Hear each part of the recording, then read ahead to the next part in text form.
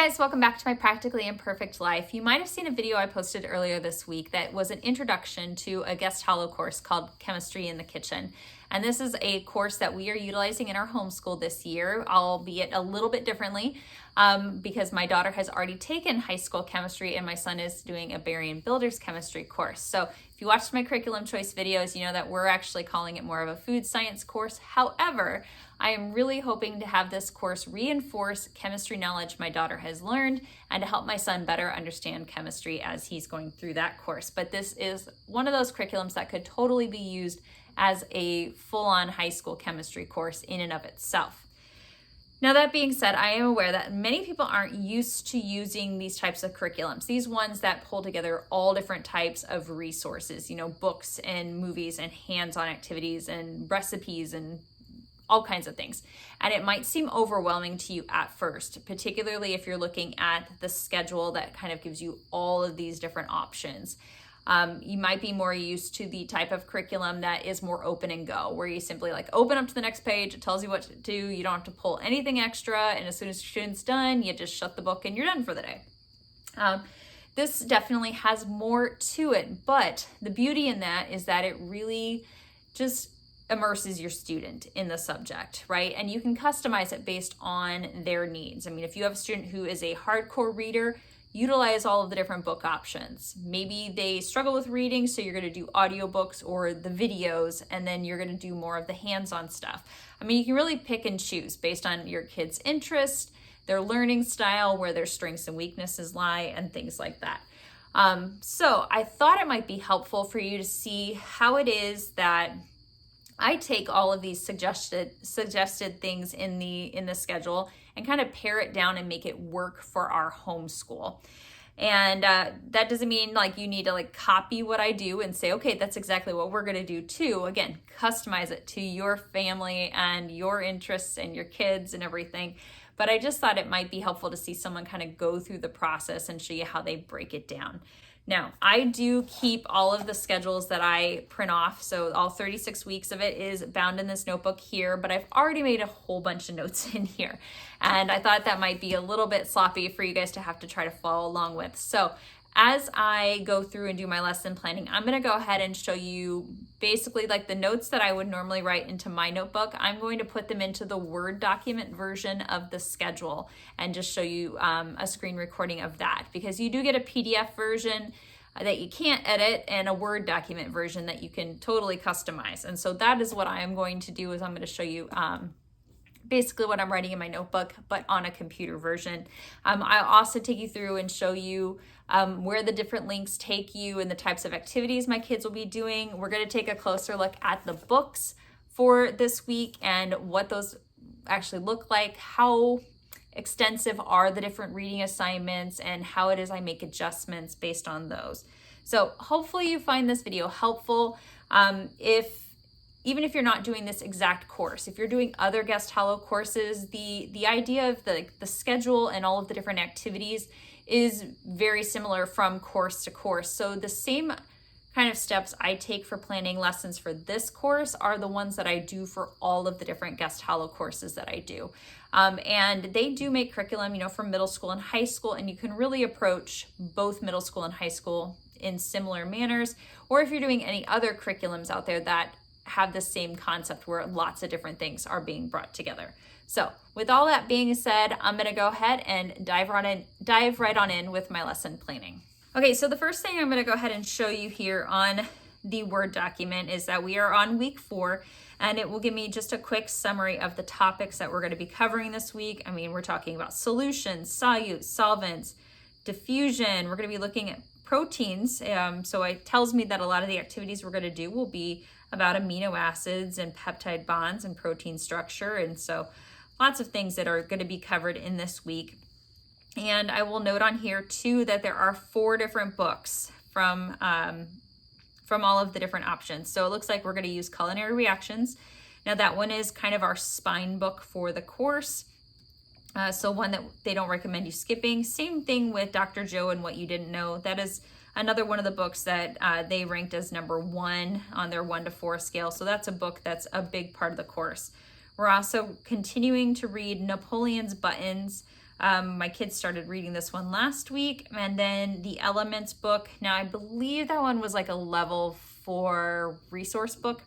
I did go ahead and buy it, and I'll show you kind of what those pages look like there. And we're just gonna start with the books before I look at anything else that is on the schedule. Okay, so I did want to give you a closer look at the Culinary Reactions book, since this is considered to be a spine book in the program. So it's a very kind of key component of a lot of what we do.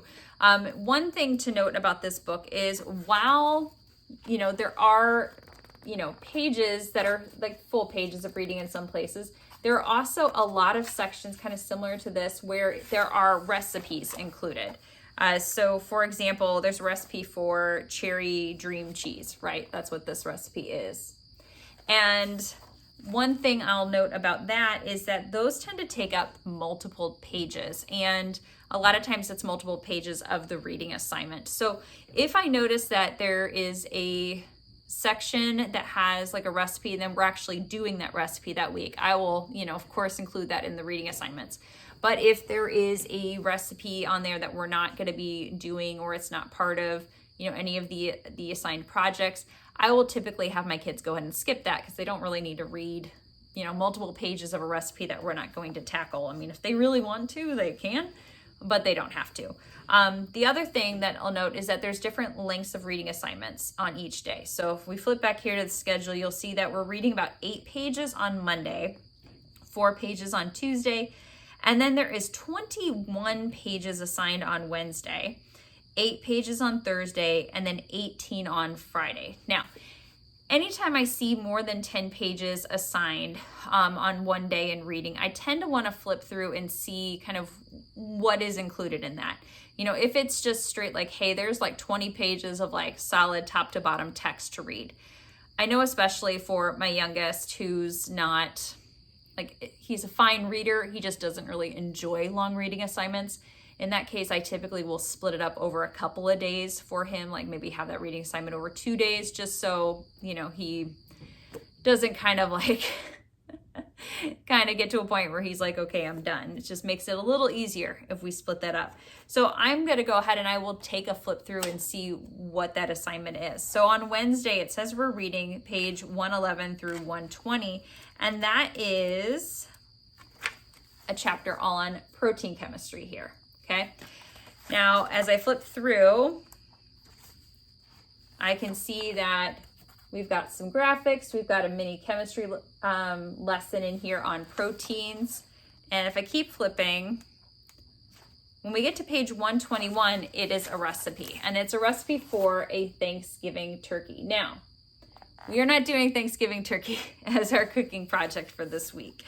And that actually goes from page 121 all the way to page 132. So in reality, they're really only going to read page 111 to 120. So I'm going to go ahead and I'm going to make a note on the schedule that I'm only going to assign them page 111 to 120. I don't really feel like they need to read the recipe for the Thanksgiving turkey unless they decide that that's something they really want to do. Now on Friday was another day when there was a long reading assignment. It was like 18 pages, right? So I'm going to flip over to that, and it looks like we're starting to read about yogurt. Okay, so it's not a recipe, but it's an activity. And this activity is DNA from your Halloween pumpkin. And that starts on page 152. And it looks kind of like an experiment. It's got a list of stuff you need. Alcohol, a pumpkin, salt, dishwashing detergent, coffee filler, funnel. I bet this is similar to kind of doing like the strawberry DNA, except with a pumpkin. But it's got all of the steps. It's got some cute pictures. I have no idea why there's a parrot in all of these pictures, but there is. And that goes actually all the way to page 159. In reality, I am going to be assigning them on Friday to read from page 141 to 151. So gotta make that change on the schedule. So that's really kind of the first step, right? Is I just will take a look at the reading assignments and determine if there's anything that I need to make adjustments on from there. Now, I could have chosen to go ahead and leave like those recipes in there because I mean it's largely photos, like there's a lot of pictures and a little bit of text. But if it's not something that we're going to actually be making, or doing, then I will typically just cut that out and make that reading assignment a little bit shorter, because we're going to be doing a lot of other stuff from here. Now, underneath the reading assignments for culinary reactions, it talks about a couple of different activities or recipes within this book that we're going to be doing. For example, on Monday, it says make ice with no bubbles as shown on page 100. So if I flip to page 100, it's within the text here. That's an easy one. I mean, we have water and we have ice cube trays. I don't even have to really make a note about anything we need to have prepared for it. We can follow along with that. On Friday on the schedule, it says from page 142 to 143, make buttermilk as described in the book and use it in a recipe of your choosing. So that is another one where we don't have like any pictures or like a big recipe or anything like that. It's just built into the reading. So we are going to need a couple of things, right? I'm going to need a clean 1-quart container. It says a cup of cultured buttermilk, and that's not a ton of buttermilk. So given that that's on Friday, what we might do is I'll get a small thing of buttermilk at the store. I'll have them go ahead and do like the culturing, like get a new batch going, but we might go ahead and use like the rest of the buttermilk from what I buy at the store to make a recipe. So we can make a recipe on Friday and then see kind of the results of the buttermilk they're creating over the weekend, and then, you know, make something else with that. So I will go ahead and I will make a note on the schedule that I need to make sure I have buttermilk in a quart container for Friday. All right, and that is everything from culinary reactions. Now, before I get down to where we have this online reading, I'll go ahead and I'm going to finish up with the books here real quick. Now, Dr. Joe and What I Didn't Know is broken down not into necessarily chapters, but they have them sorted by questions. And each of the questions have a pretty short amount of reading that goes along to it. So we're reading questions 16 on Barbie dolls, 17, 18, and 19. So some interesting ones. So just flipping through here so you can see how short these are. Okay, so the reading assignment for Monday is on page 31. It is this question here with the response.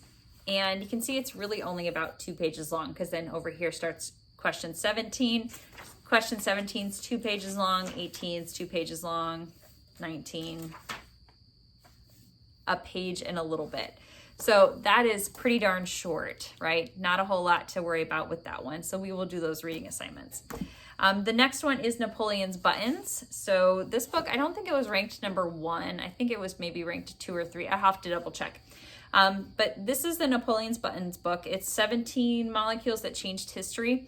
I've been reading ahead on this. I'm actually all the way down to chapter 13, which is about morphine, nicotine, and caffeine. It's been a really interesting book. Now, this book, however, is a lot of straightforward reading. I mean, it's a lot of reading. Now, they do include pictures, some really good pictures and graphics. Let's see if I can find some. They give you examples of like molecules and chemical reactions and things like that. So it does have that kind of intermixed within it, but this is very much, you know, a heavier read. So if you have a student who's maybe not a super strong reader, you might consider either doing this one as like a read out loud, or break it down over a couple days, because you'll notice on the schedule that it says chapter 3 on Monday, chapter 4 on Tuesday, and chapter 5 on Wednesday. But when I go through here and I look at the length of the chapters, just to give you an example, chapter 3 starts on page 54 and it ends on page 70. So that's 16 pages of reading. And even though I know that, you know, we have other things going on Thursday, Friday, I'm going to go ahead and I'm simply going to shift the schedule around a little bit, because I want to allow my kids to have more than one day to read these chapters, because they're a little longer. And again, it's like solid reading, right? Not a whole lot breaking it up. So I'm actually going to make a note on the schedule here. I'm going to have them read chapter 3 over Monday and Tuesday, chapter 4 over Tuesday and Wednesday, and then I will leave chapter 5 for Friday. That way, if they don't get it all the way done, they can always catch up with it over the weekend. I'll make that change on there. So the last book on the schedule for this week is one of the books, I believe it's a resource book in terms of how it's ranked, and that is the Elements book. Now this book is very heavy on pictures and graphics, which makes it kind of a nice break from the other reading, but still lots of good information. For example, Monday we're reading page 44 and 45, which is about phosphorus. So you can see all of the pages have these huge graphics. We get the chemical symbol for things, and then there is like half a page of information about that particular element, along with like lots of little pictures with some great captions. Very reminiscent of like the DK books that my kids used to love when they were little. And we're just gonna do like 2 pages a day. So the next day we're doing sulfur. And then we've got chlorine, argon, and then we'll end the week with potassium. Now, I have been assigning these so far simply because I think it's a nice break from like the heavier reading, and it still has a lot of really good information. Now, you might have noticed when I was talking about the activities, I talked about making the ice with no bubbles and doing the buttermilk recipe, but I completely skipped over making a sourdough starter, which you might think, oh, why did you skip over that? That sounds like that'd be really fun, especially if we're gonna make something with it in a couple of weeks. I skipped it because we already have a sourdough starter. My daughter's been our family's sourdough queen since last, December. When we get to the point where she's supposed to make a recipe for it, we might ask, her to let her brother make one this time instead of doing it all herself, but she makes us something with her sourdough starter like every week. Anywho's, online reading is the next. It says proteins, read and do the activity. So let's go ahead and see what this is. So these are all live links, so I can click on it and it's gonna go ahead and open this up for me. So it looks like it's gonna take me to the Guest Hollow page, and we have something here that I'm assuming Jen Guest wrote. So we've got some information about proteins for them to read. Then there is an amino acids activity. So that's where I wanna look at and see, okay, do I want to do that activity or not? We've got an embedded video. So not a super long reading assignment, but looks like it covers a bit. So I'm probably gonna have them go ahead and do this reading. Now I'm gonna look at the activity and decide what I wanna do with that. So this is a kind of color and cut out and glue together type thing. So it looks like it's like a chain to show how amino acids go together, talking about the different ones in the body. Now, honestly, this is the kind of activity that would not interest my kids. They're just not very big on kind of doing like the arts and crafts type of stuff, which is kind of where I would kind of place this. So I'm gonna go ahead and I'm gonna skip this activity. This could be a great thing if you have somebody who needs to do more stuff with their hands, or is more of, maybe more of like a visual learner, like they need to see how stuff works together.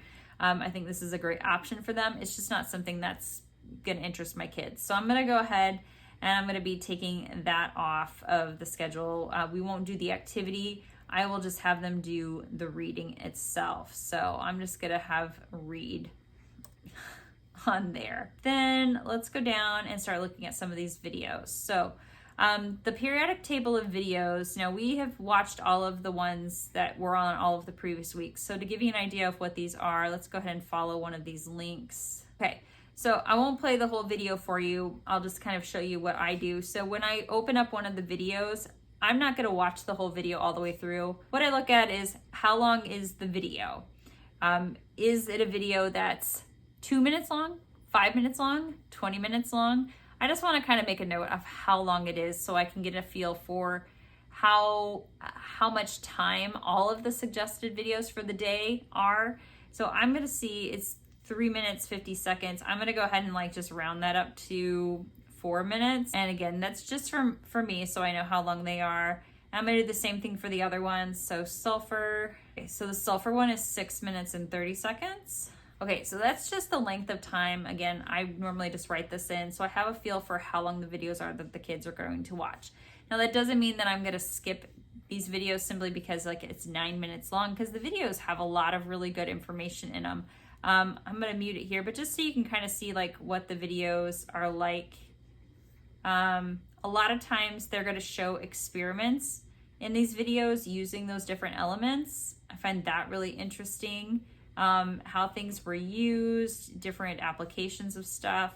And I just think it's pretty interesting. I mean, when I was a chemistry major, I always found this kind of stuff to be kind of the thing that really caught my attention. So that's why I include those for the kids. Okay, continuing on down here, there's an activity. It says draw a picture showing how water is a polar molecule. I probably won't do that for that particular one. Strictly because I can see down here, we're going to do an activity called Why Does Water Dissolve Salt? And well, as a chemistry major, I know that's because of the how polar water is. So I think we might actually address that a little bit later. There's a printable here, The Sweet Science of Candy Making. So this is an article, looks like 4 pages long, talking about sugars and candy. So I think this will actually be really interesting to my kids. So I will just print a copy and I will put it over with the books for them to use or for them to read. And I noticed, okay, up here at the top, it actually says an easy recipe for making rock candy. All right, my kids love rock candy, so I think we're definitely gonna do this. So I'm going to put a note on here. I'm just gonna put a note. I'm gonna have them read the article and make rock candy, because that's the kind of thing they could do that day. And then like on Friday, we can check it out. Now we have another activity. Why does water dissolve salt? And there's a couple of notes in here about measurements and an extension activity. So let's go ahead and click on this. So again, this is a live link. If I hover over it, you can see. And this takes us to a website, Middle School Chemistry. Okay, so we're doing dissolving in salt. So I bet that's this one, the water molecule and dissolving. Oh, here it is. Okay, why does water dissolve salt? Not quite sure why the live link didn't take us like directly to this, unless that's just maybe how this particular website works, but you can kind of find it fairly quickly. So this kind of reminds me of iCivics that my daughter uses in government, where this is more of a lesson for the teacher to teach, and then has like resources to download. So if I go here to download, it looks like I can print off an activity sheet for the students, and there is like a lesson plan, answer sheet, activity sheet answers, teacher background. Okay, so let's just take a look at the student activity sheet and see what that looks like. All right, so there's some questions and an investigate activity. So construction paper. Okay, so there's a little bit of like a drawing one here again. It says cut out the ions and water molecules, arrange the ions on a piece of construction paper to make a 2D salt model. All right, so we're using paper cutouts in order to describe basically what's here on the next page, which is here's water. Here's what happens when you throw, or here's salt, here's water, and here's how water dissolves salt. I mean, basically. So I don't know. I don't know if I will do the paper cutout one, because I actually have a chemistry modeling set, and I may just have them make a water molecule with that. I'll think about what I want to do for sure. But again, I can just print this off, and I can always X out the parts that I want them to skip. Does look like there's a hands-on activity though. So we've got basically trying to dissolve salt in both water and isopropyl alcohol to see which does it better. And I know we have all of those things, so I might have them go ahead and do this activity. And then it looks like there's some questions and to take it further. Okay, so looking at all of this, I don't know if we'll do the take it further. I think what we'll do is we will do this experiment, this activity of comparing how salt dissolves into water and isopropyl alcohol. It seems really easy. I've already got all of the stuff, so I'm going to print a copy of this for the kids. I will go ahead and I will skip over printing the take it further. Don't think we need that. And then I will kind of cross off the little modeling thing. I will just have them answer that question 1 and then go ahead and skip to page 2 and jump from there. So I'm going to use this resource that they recommended. I'm just not going to use all parts of that resource that they recommended. And then next thing to look at here are the videos. So let's check out some of these and see how long these different videos are. Okay, polar bonds and molecules, that one is 3.5. And why do ice cubes crack in drinks? A little over 3 minutes. How does diffusion work? It's a super short one. I don't know if you saw, but it's only like 1:22. So 3, 6, 7, 8 minutes worth of videos suggested for there, plus the 4 minutes. So that's only 12 minutes of videos for the whole day. Okay, then we have a TED Ed along with a video quiz. I don't have them do the video quizzes. You could for the different videos. So here, I'll show you the video first and then show you what the quiz looks like. And then the video quizzes, a lot of times these TED Ed videos will have something like that where you can watch the video and take a quiz. So maybe you want to have your kids do it in order to have something to grade, but I don't feel they're necessary. So, but this is what it looks like. All right, polar and non-polar molecules. Skip over ads here. Okay, this is a 10-minute and 45-second video, and it's a crash course chemistry one. All right, both of my kids love crash course videos. I love crash course videos. They're really interesting. So even though it's almost 11 minutes long, we're gonna keep it in there. So make a note of that.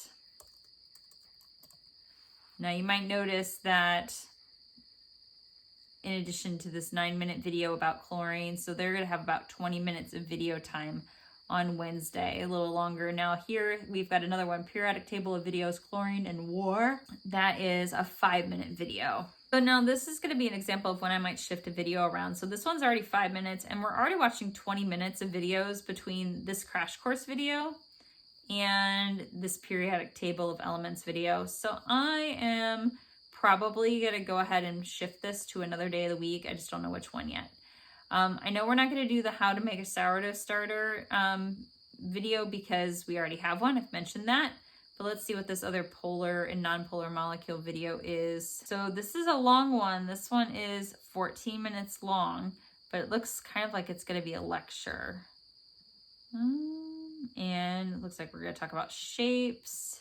All right, this one's going to be an important one because we're talking about shapes of molecules and polarity and things like that.